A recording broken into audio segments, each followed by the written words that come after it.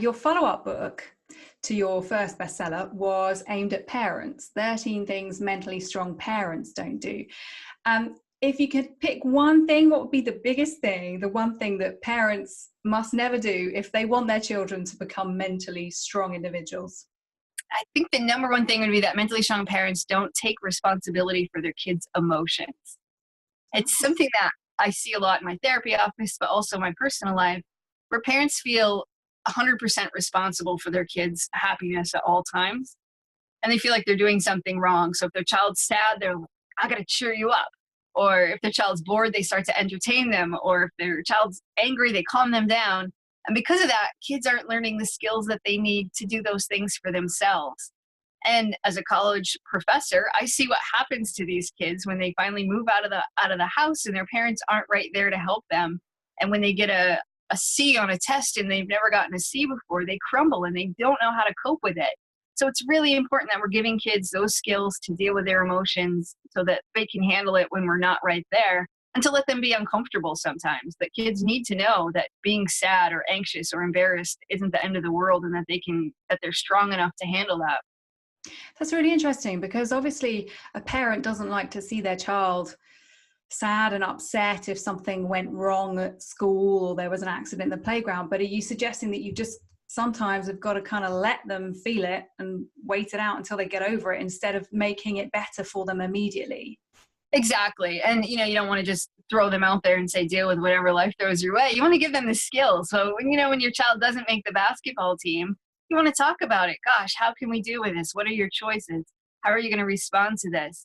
How are you going to cope with being sad? And to acknowledge their feelings. Sometimes we just want to say, if you have a child who say is really anxious about upcoming dance recital, we want to say something like, no, it's not a big deal, or don't worry about it, which is essentially teaching them that their feelings are wrong. So a healthier message is to say, I know you're really anxious, but I think you can handle being anxious and still do a good job.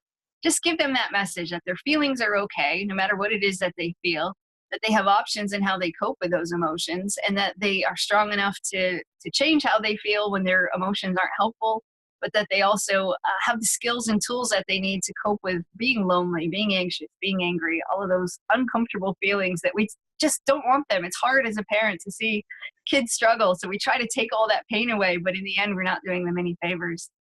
How would you handle a discussion with a child if they were upset that they weren't good at something, and it's just that they're not talented at it? Like, it's just one of those things that they're not very good at it. I mean, I'm guessing you shouldn't fib and pretend that they are good or they could be good. I mean, how do you handle that? Because obviously you don't want to give them the complete false idea as they go through life that they're amazing at everything. Right. And I think some parents do that with the best of intentions. They tell their kid, you're the best soccer player in the whole world. You're the smartest kid in the whole class. But we're not doing them any favors when we do that. So I think it's about having an honest discussion with your child. If your child says, I'm not good at playing the violin, you might say, how could you get better? What are your choices? Nobody's good at it at first. You have to practice.